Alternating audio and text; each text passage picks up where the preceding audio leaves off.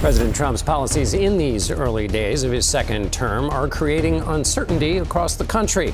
Cuts he's making in foreign food aid could have a major impact in America's heartland, where much of the food is grown. Agriculture really relies partially on exports and making sure that the goods our farmers produce, whether it's protein, grains, has an international market. So what I would say is, although there's a lot of complexity to a tariff, what we can always hope is that the farmer has a seat at that table. Now on the US, rising prices are affecting consumers who are far from ecstatic. The egg prices have soared 15% in the latest US inflation report. It started with silence. No phone calls, no contracts, no shipments, just silence. One by one, American farm orders disappeared. Shipments to China vanished. Pork contracts evaporated. Soybeans sat in silos. Corn exports were canceled. Storage failed. Barges idled. And then came the headlines. On May 5, 2025, the United States agricultural sector officially entered crisis mode. This is not a drought. This is not a flood. This is not a market cycle. This is a tariff war. One that the United States did not just start, but is now losing. Before we continue, hit that like button to help us beat the YouTube algorithm and show your support. It began with President Donald Trump's trade order last month, tariffs up to 145% on Chinese goods, the universal 10% tariff baseline on all imports, and a radical doctrine of reciprocal retaliation against every trade surplus nation. China hit back with full force. A 125% tariff was slapped on every U.S. export, every soybean, every bushel of corn, every gallon of milk, every pound of pork. It wasn't a negotiation. It was an economic blockade. By May 1st, U.S. pork export sales had plunged to a marketing year low. China canceled a 12,000 metric ton pork contract. Meatpacking plants in Missouri slowed operations. Cold storage units filled with unsellable products. It was not just pork, it was everything. Soybeans, the crown jewel of U.S. agriculture, are now priced out of the Chinese market. Crude U.S. beans, once shipped by the millions of tons to Chinese crushers, are sitting unsold in Iowa and Nebraska. As one farmer put it, "We planted this crop for a customer who just left us." Grain elevators across the Midwest are jammed. Corn, once a staple of U.S. export dominance, is now at risk of being replaced globally. Even the most loyal customers like Mexico and Japan are looking elsewhere. And they are not wrong, because in a stunning escalation, the European Union announced its own retaliation, 25% tariffs on U.S. corn, and an incoming second wave targeting soybeans. Brussels did not mince words. This was a measured but firm response to U.S. metal tariffs. Corn farmers in Illinois, who already lost China, now watch Europe slipping away too. Before we continue, hit that subscribe button to show your support to the channel. Then came the shock from Mexico. On May 1st, the U.S. Department of Commerce terminated the suspension agreement on Mexican tomatoes, slapping a 21% import tariff on virtually all fresh Mexican tomato imports starting July 14th. Florida tomato growers rejoiced, but grocers panicked. Mexican officials were livid. Within 24 hours, Mexico's agricultural ministry floated retaliation, hinting at potential import restrictions on U.S. pork and corn. One Mexican official stated bluntly, "If the United States wants to escalate, we are ready to escalate." And for U.S. corn growers, this was a red alert. Mexico is their #1 export market. Losing China was catastrophic. Losing Mexico would be terminal. Meanwhile, U.S. Agriculture Secretary Brooke Rollins tried to ease tensions, hinting at a possible new aid package for farmers. But her words were vague, hollow. Growers do not want bailouts. They want markets. One Illinois grain farmer said it best, "Tariffs are a great way to lose your customers, and once they are gone, they do not come back." But the administration pressed forward, and the retaliation only deepened. In Beijing, Chinese regulators suspended import permits for U.S. beef. The move sent shockwaves through Montana and Texas ranchers, whose cattle now face a shut door in their most lucrative market. In parallel, China added non-tariff barriers, extended port inspections, sudden health concerns, and quiet directives to Chinese buyers to halt U.S. agricultural orders. The effect? U.S. dairy, poultry, and wheat exports fell overnight. But Beijing was not just slapping tariffs.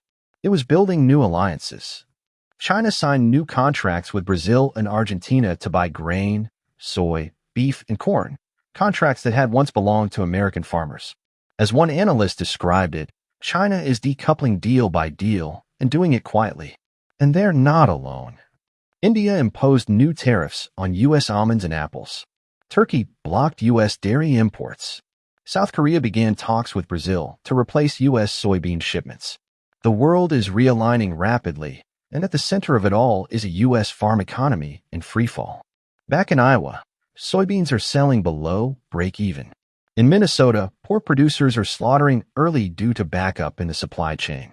In Kansas, corn elevators are closing their doors for lack of storage. And in California's Central Valley, almond growers are watching shipment after shipment be rejected by buyers in Asia. Retail food prices are rising, but farm incomes are falling. It is a perfect contradiction. On Wall Street, investors are bracing for disaster. Agricultural equipment makers like John Deere issued profit warnings. Grain trading giants like ADM and Cargill reported declining exports. Futures markets are swinging wildly with each trade headline. And then came Europe's internal revolt in Poland, Hungary, Romania, and Slovakia. Farmers took to the streets. Cheap, tariff-free Ukrainian grain, allowed into the EU as part of a wartime solidarity pact, had flooded eastern markets. Polish farmers dumped Ukrainian corn on highways. Tractors blocked border crossings. Freight trains were halted. The message was simple. Europe's open-door policy had backfired. The European Commission responded by authorizing emergency import bans for Ukraine's grain into 5 frontline countries. Emergency tariffs by another name. Ukraine, desperate to maintain exports, accused Brussels of betrayal. EU officials countered that political survival required the move. It was solidarity versus sovereignty, and sovereignty won. Back in Washington, Congress is at war with itself. Senators from farming states demanded a rollback of the China tariffs. Others called for doubling down. The White House, meanwhile, maintains its position. This is not about short-term pain, President Trump said in a press conference. This is about long-term dominance, but long-term dominance is hard to sell to a farmer with no buyer. In Canada, things were no better.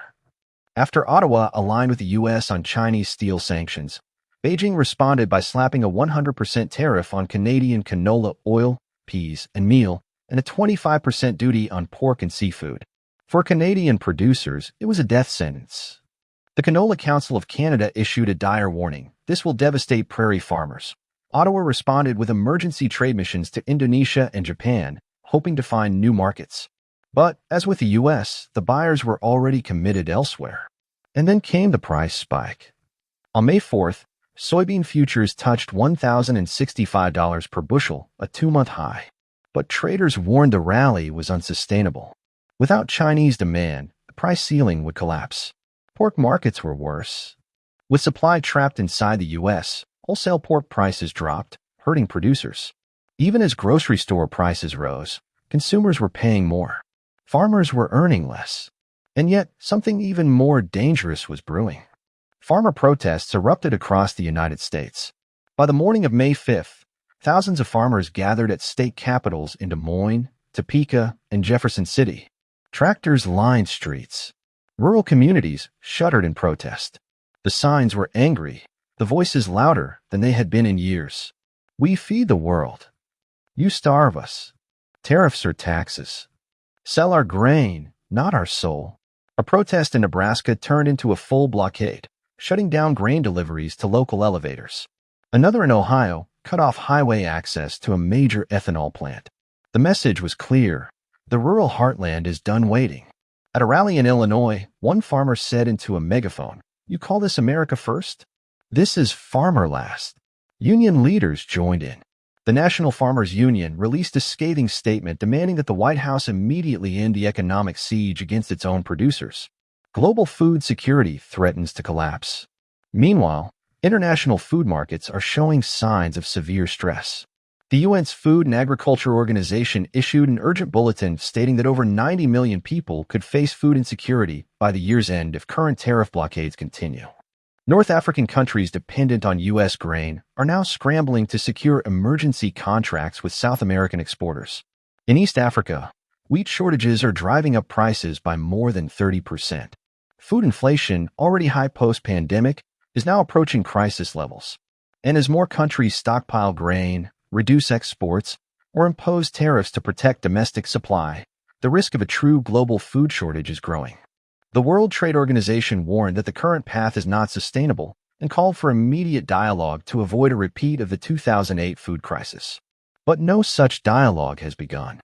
America's rivals are replacing U.S. farmers permanently.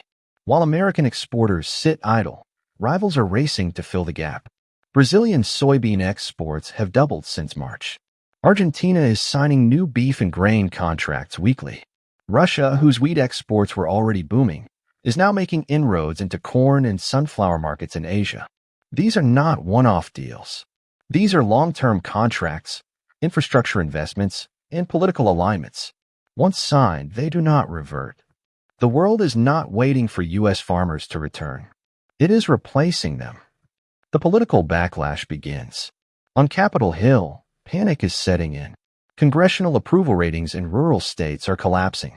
Lawmakers from Iowa, Missouri, Kansas, and North Carolina are openly rebelling against the administration's tariff strategy.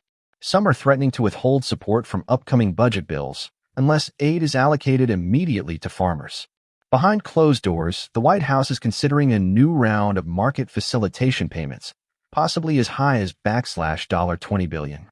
But even Trump loyalists admit the damage is already done. Farmers are not asking for aid. They are asking for access. Access that may now be lost for a generation.